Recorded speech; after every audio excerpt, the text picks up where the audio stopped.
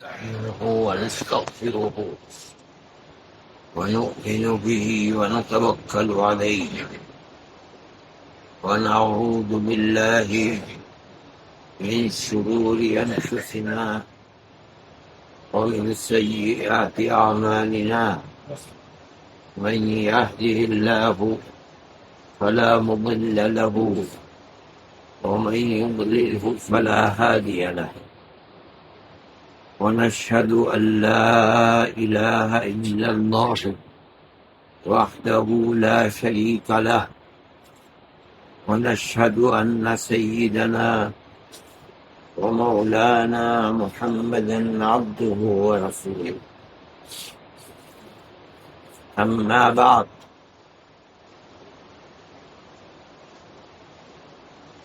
محترم بزرگوں اور دوستو، یہ بات چل رہی تھی کہ اللہ کا ذکر کرنے والے کو ذکر کا فائدہ حاصل کرنے کے لیے جن چیزوں کی ضرورت ہے ان میں بڑی بنیادی چیز اخلاص للہیت ہے، یعنی ذکر کر رہا ہے صرف اپنے اللہ کو راضی رکھنے کے لیے ذکر کر رہا ہے، اسی کا تملق کرتا ہے، خوشامد کرتا ہے. جو کچھ کر رہا ہوں اپنے مولا کی خوشامد میں کر رہا ہوں، وہ راضی ہو جائے اور اپنی رحمتوں سے نواز دے. دنیا کا کوئی مقصد، غرض و غایت اللہ کے سوا دنیا کے کسی انسان کو خوش کرنا تاکہ دنیا کا کچھ فائدہ میسر ہو جائے، اس کا کوئی وہم و گمان نہیں ہے. جو کر رہا ہوں اپنی آخرت کے لیے کر رہا ہوں، دنیا کا کوئی لابھ اور فائدہ میرے اس عمل کے اندر نہیں ہے، اور اللہ خوب جانتا ہے کہ میری زبان سے جو بات نکل رہی ہے، میں جو کچھ کہہ رہا ہوں وہ حقیقت ہے یا حقیقت نہیں ہے.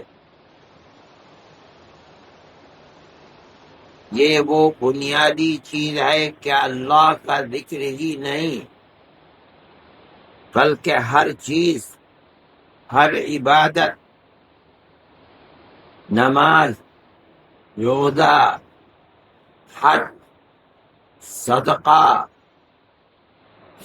اعتکاف، تعلیم، تعلم، ہر چیز کے مقبول ہونے کا دار و مدار اسی کے اوپر ہے کہ یہ جو کچھ کر رہا ہے، پاپڑ بیل رہا ہے، اس کا مقصد کیا ہے. اسی پر اللہ کے یہاں اس کی قبولیت ہے. دوسری بات، متصوفین کے یہاں جو مشائخ ہیں بڑے بڑے دنیا میں پیدا ہوئے ہیں، جنہوں نے لوگوں کے دلوں میں انقلاب پیدا کیا ہے، ان لوگوں نے یہ بھی کہا ہے اور یہ ایک حقیقت ہے کہ اللہ کا ذکر کرنے والے کو ذکر کرتے ہوئے اس ذکر کا مطلب کیا ہے، جو ذکر کر رہا ہے اس کے معنی کیا ہے. سبحان اللہ کہہ رہا ہے تو سبحان اللہ کا معنی کیا ہے؟ الحمدللہ کہہ رہا ہے تو الحمدللہ کے معنی کیا ہے؟ لا الہ الا اللہ کہہ رہا ہے تو لا الہ الا اللہ کے معنی کیا ہے؟ اللہ اکبر کہہ رہا ہے تو اللہ اکبر کے معنی کیا ہے؟ اس ذکر کا پورا فائدہ حاصل کرنے کے لیے یہ ضروری ہے کہ جو ذکر کر رہا ہے اس کے مطلب اور معنی کو سمجھ کر ذکر کرے۔ یہ بڑی بنیاد ہے۔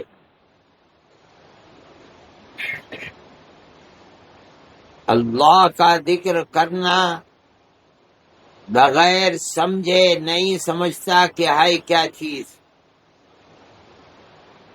الفاظ ہیں، ان کو کہے جا رہا ہے، لیکن مطلب کیا ہے، اس کا معنی کیا ہے، اس کی اہمیت کیا ہے، کیا چیز ہے، یہ اس کو نہیں سمجھتا۔ تو اس کا فائدہ تو ہوگا ضرور، لیکن معنی کو سمجھ کر اللہ کا ذکر کرنے سے جتنا فائدہ ہوگا بغیر سمجھے اتنا فائدہ نہیں ہوگا۔ سہیل تستری رحمت اللہ علیہ فرماتے ہیں کہ لا الہ الا اللہ کا ذکر کرتے ہوئے بھی یہ سوچ کے کیا کہہ رہا ہے۔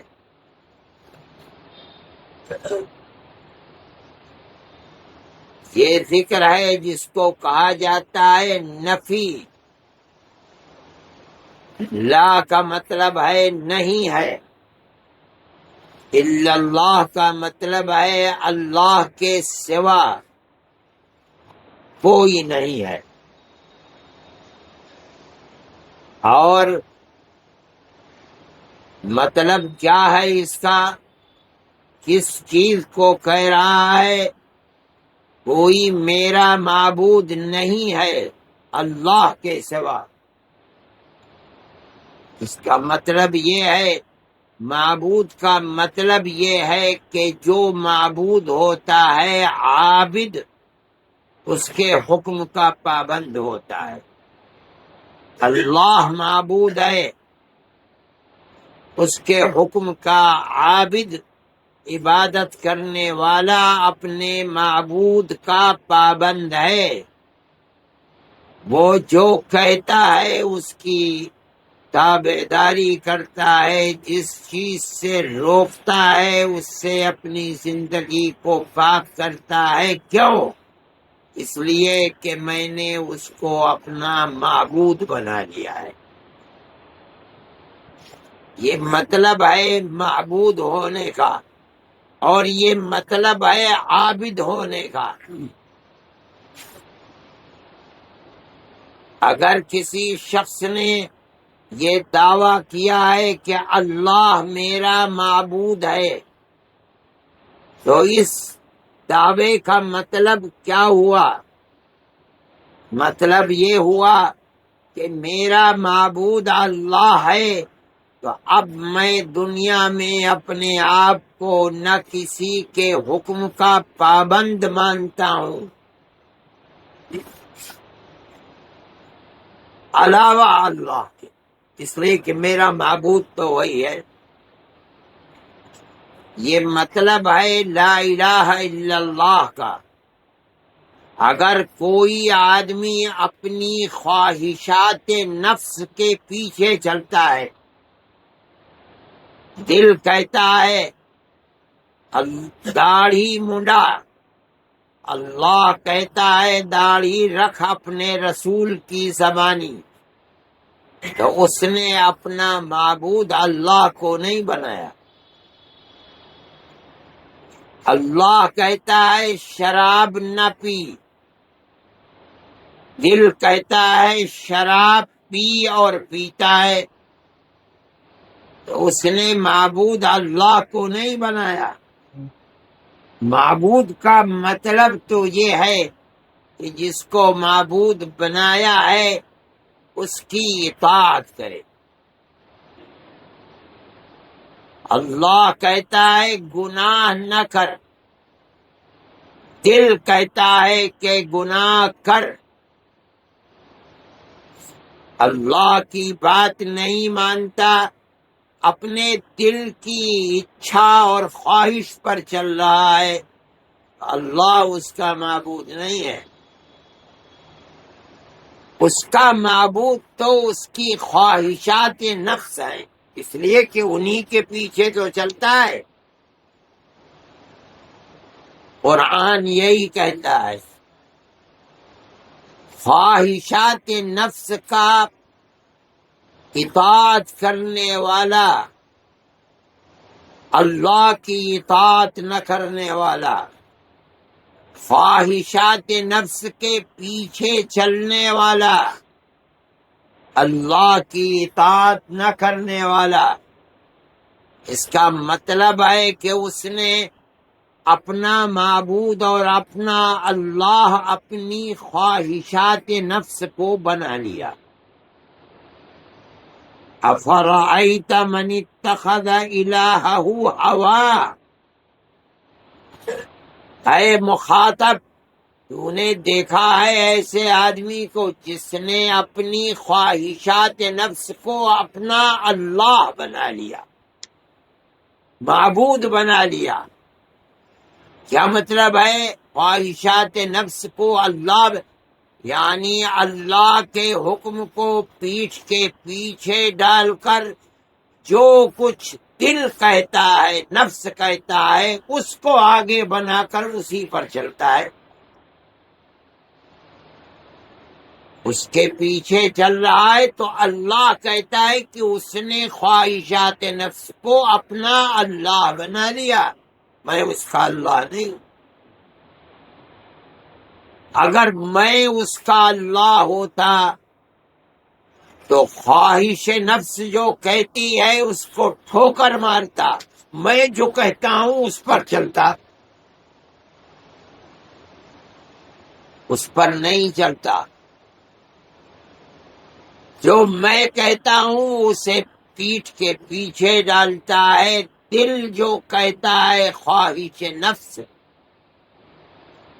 شراب پیتا ہے، منہ کالا کرتا ہے، مال کو لوٹتا ہے، چوری کرتا ہے، خیانت کرتا ہے، حرام کھاتا ہے، حرام کماتا ہے، یہ تو میں نہیں کہتا، یہ تو خواہش نفس۔ اسی طرح انسان شیطان کے پیچھے چلتا ہے، شیطان کہتا ہے پیسہ خرچ نہ کر، کل تو بیمار پڑے گا تو یہ تیرے کام آئے گا۔ محتاج، غریب، ماں باپ، عزیز، اقربا، کسی پر خرچ نہیں کرتا۔ جو شیطان سجاتا ہے خرچ کر دے گا تو کل تو کیا کرے گا؟ شیطان کہتا ہے بیوقوف ہے، کدھر جا رہا ہے؟ 5 مرتبہ نماز پڑھ کے کیا ہوگا؟ دیکھ یہ ایک وقت کی بھی یہ نماز نہیں پڑھتا، دولت کے انبار ہے، تو کیا کرے گا پڑھ کر کے؟ قرآن کہتا ہے کہ جو مجھے اللہ کو چھوڑ کر کے شیطان کے پیچھے چلتا ہے، خواہشات نفس کے پیچھے چلتا ہے، اس نے مجھے اپنا اللہ نہیں، شیطان کو، خواہشات نفس کو اپنا اللہ بنا لیا۔ قرآن کہتا ہے اللہ بنا لیا اس نے۔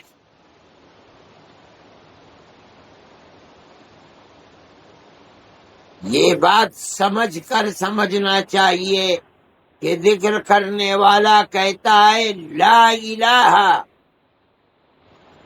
اس کا کیا مطلب ہے؟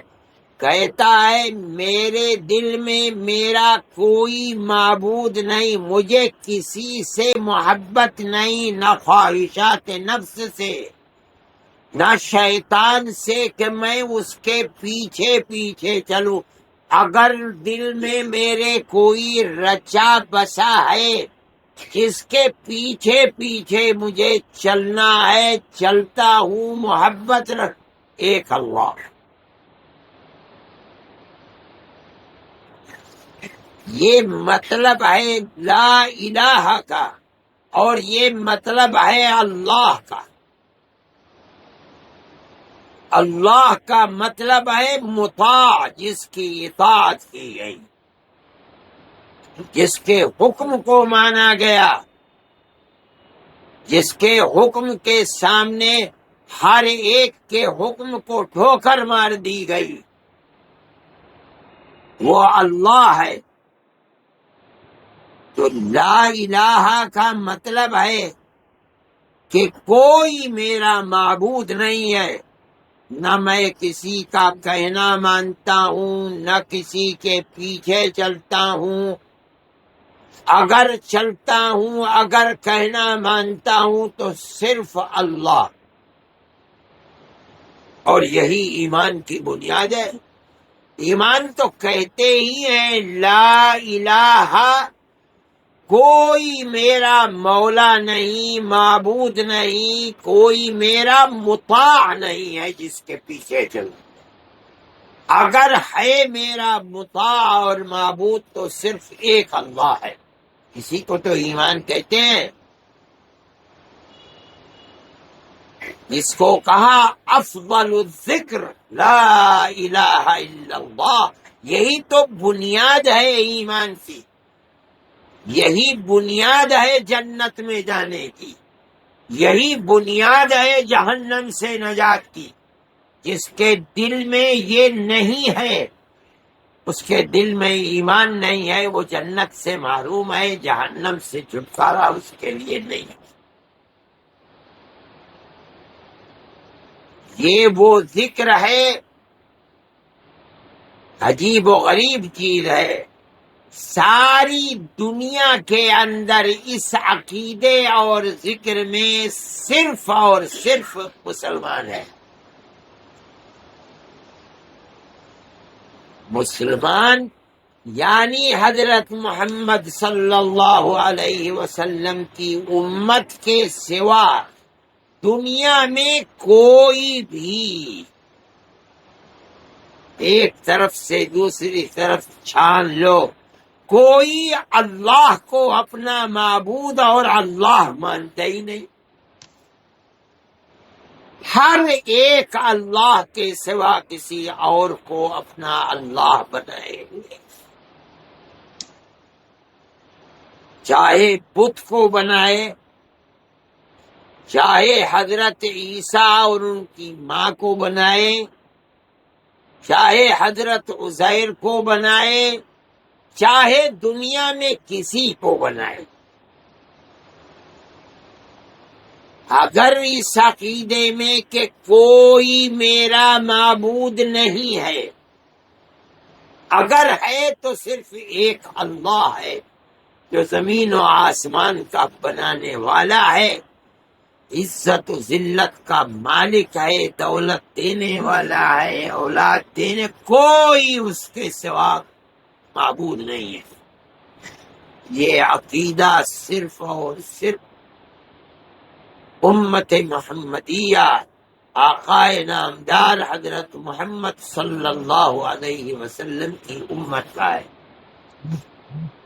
ساری دنیا ایک طرف کھڑی ہے، اور یہ امت اپنے عقیدے کو لے کر ایک طرف کھڑی ہے 1400 سال سے، اور قیامت تک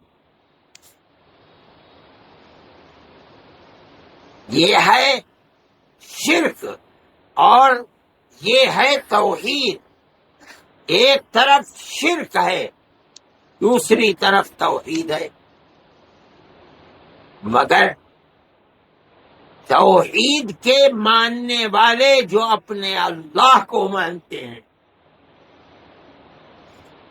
ان کے اندر بھی ہمارے اندر بھی نہ صحیح شرک مکمل مگر کسی نہ کسی درجے کا شرک پایا جاتا ہے، وہ یہ ہے آدمی شیطان کے حکم کے سامنے اللہ کے حکم کو چھوڑ دے، اپنی خواہشات نفس کے سامنے اپنے اللہ کے حکم کو چھوڑ دے، اپنے دل کی خواہش کے سامنے اللہ کے حکم کو چھوڑ دے۔ قرآن کہتا ہے یہ بھی شرک ہے، صحیح ہے اس کو اللہ نہیں مانتا، سجدہ نہیں کرتا، عبادت نہیں کرتا، لیکن اگر مجھے چھوڑ کر کسی اور کے حکم کو دنیا میں ظاہری طریقے پر ہی صحیح مانتا ہے، زندگی میں ترجیح دیتا ہے، گناہوں کو کرتا ہے، یہ بھی ایک طرح کا شرک ہی ہے۔ ذکر کرنے والا ذکر کرتا ہے ان معنی کو سمجھ کر، اس کا مطلب یہ ہے کہ وہ اس شرک سے بھی اپنے آپ کو بچانا چاہتا ہے۔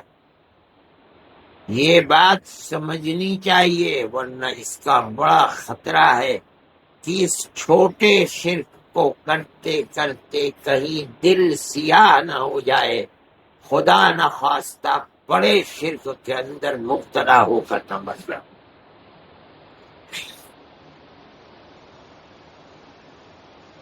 اس لیے ہر اللہ کا ذکر کرنے والے کو، نماز پڑھنے والے کو، اعتکاف کرنے والے کو، روزہ رکھنے والے کو، صدقہ دینے والے کو، حج کرنے والے کو، جس طرح بھی اللہ کا ذکر کرتا ہے، اپنے اس عقیدے کو مضبوط کرنا چاہیے کہ میرا معبود صرف اللہ ہے۔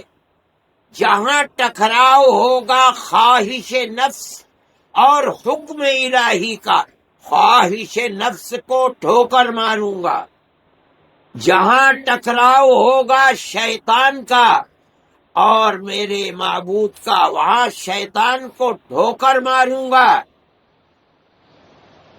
تب وہ موحد ایک اللہ کا سچا پکا ماننے والا سمجھا جائے گا۔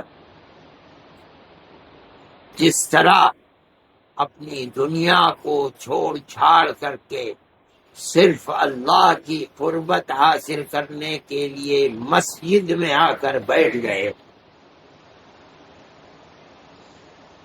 جس طرح اپنی خواہش نفس، نیند کو، آرام کو، راحت کو چھوڑ کر راتوں کو جاگتے ہو، اللہ کا ذکر کرتے ہو، دن بھر بھوکے پیاسے رہتے ہو، صرف یہی تک نہیں ہے مسئلہ، ساری زندگی میں اللہ کو معبود بنانے کا اور ماننے کا مطلب یہ ہے کہ ہر وقت، رات اور دن، صبح اور شام، کاروبار میں، کھیتی باڑی میں، ملازمت کے اندر، ہر جگہ،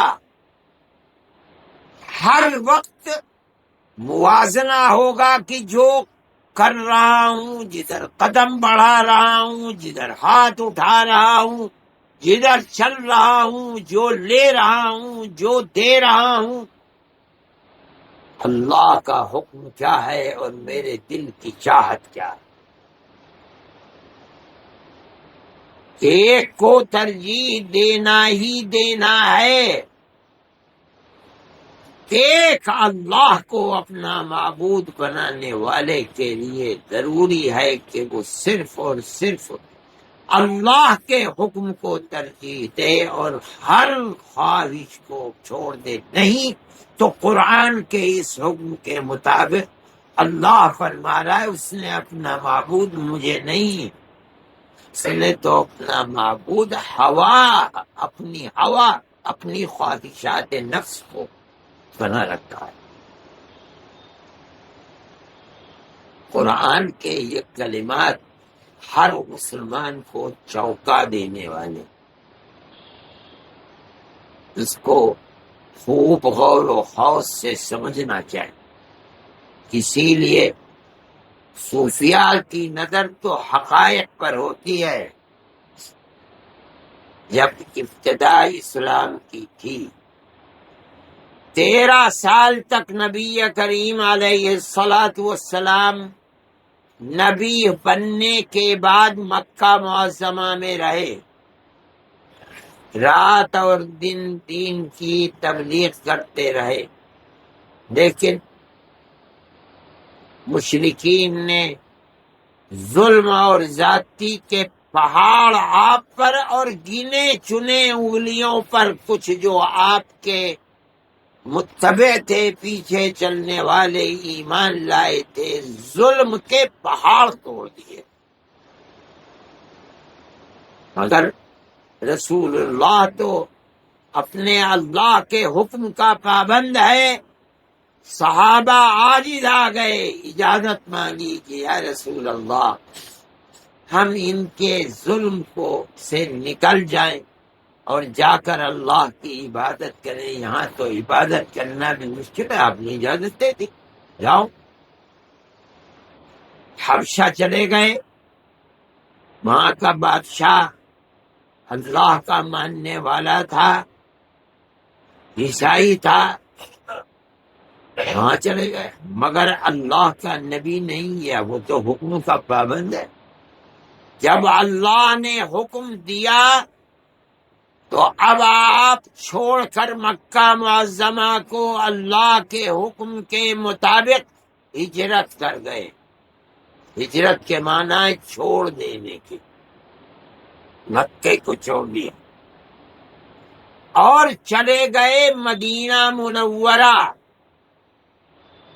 لوگ سمجھتے ہیں کہ ہجرت کا مطلب ہے بھاگ جانا، نہیں، ہجرت کا مطلب ہے کہ نبی کو جس مقصد کے لیے بھیجا گیا تھا وہ مقصد مکہ معظمہ میں اب حد ہو گئی، نہیں حاصل ہو سکتا۔ اس مقصد کو حاصل کرنے کے لیے اب جس زمین کا انتخاب ہوا ہے مدینہ منورہ کی ہے، چنانچہ وہاں آپ نے جا کر اسلام کا پرچار کیا۔ گئے تھے ایک تنہا، حضرت ابو بکر رضی اللہ تعالی عنہ ساتھ تھے اور آپ مدینہ منورہ گئے۔ اب 8 سال کے بعد حکم ہوتا ہے اللہ کا کہ چلو، چل کر مکے کو فتح کرو، کفر کے مرکز کو توڑو، اللہ کی توحید کے مرکز کو شرک و کفر سے پاک کرو، کعبۃ اللہ کے۔ تو اللہ کا نبی چلا کتنی فوج لے کر؟ 10,000 صحابہ کو لے۔ یہ وہی رسول ہے جو 8 سال پہلے تنہا ایک ابو بکر کو لے کر آیا تھا، اور 8 سال میں اسلام جنگل کی آگ کی طرح پھیلا۔ 10,000 آپ کے اشارے پر جان دے دینے والے صحابہ، اور چٹکی بجاتے بجاتے مکے کو فتح کر لیا۔ یہ 8 سال تک ہجرت وہ صحابہ جو رہ گئے تھے کفر اور شرک کے مرکزوں میں، ان کو کہا جا رہا ہجرت فرض ہے، سب اپنی جگہ سے چلو اور اللہ کے نبی کے ارد گرد چل کر جمع ہو جاؤ۔ ہجرت فرض کی، جو نہیں کرے گا وہ بڑا گناہگار ہوگا، جو انکار کرے گا فرض کا وہ کافر ہو جائے گا۔ فرض کا مطلب یہ ہے ہجرت مکے کو فتح کرنے سے پہلے فرض کی۔ کیا مطلب؟ مکہ چھوڑ کر، شرک و کفر کی حکومتوں کو چھوڑ کر چلو جہاں توحید کا امام بیٹھا ہوا ہے وہاں جا کر اس کی طاقت بنو۔ جب مکہ فتح ہو گیا، اسلام کا مرکز شرک و کفر سے آزاد ہو گیا، تو اب کہتے ہیں کہ اب ہجرت فرض نہیں رہی، لیکن مقصد پورا ہو گیا۔ یہ مسئلہ ہے۔ لیکن سہیل تستری رحمت اللہ علیہ فرماتے ہیں کہ ہجرت اب بھی فرض ہے۔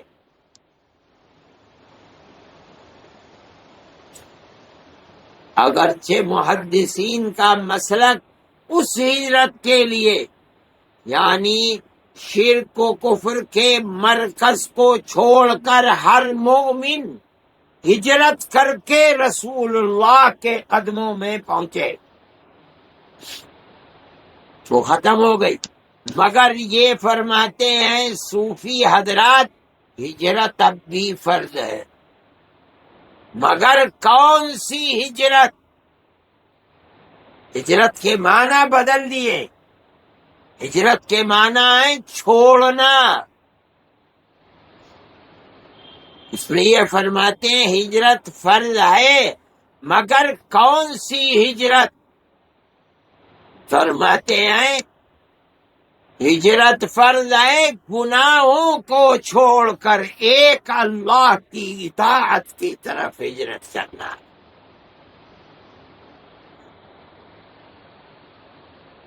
غفلت کو چھوڑ کر ایک اللہ کی عبادت کی طرف ہجرت کرنا۔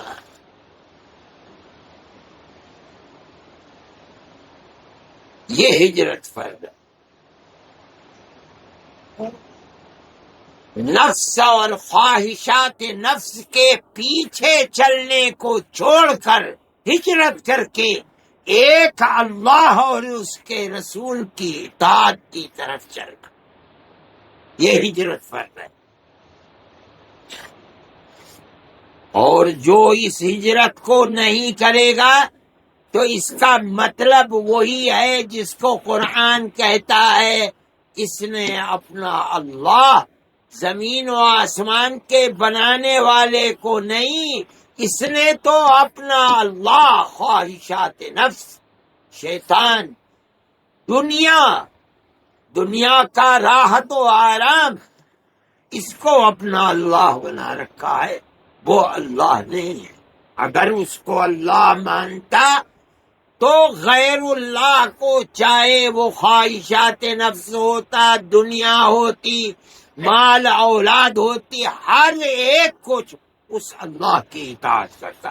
وہ جو کہتا ہے وہ اولاد کے ساتھ کرتا، وہ جو کہتا ہے ماں باپ کے ساتھ کرتا، وہ جو کہتا ہے پڑوسیوں کے ساتھ کرتا، وہ جو کہتا ہے وہی غریب، وہ اللہ تب کہا جائے کہ اس نے اللہ کو معبود بنایا۔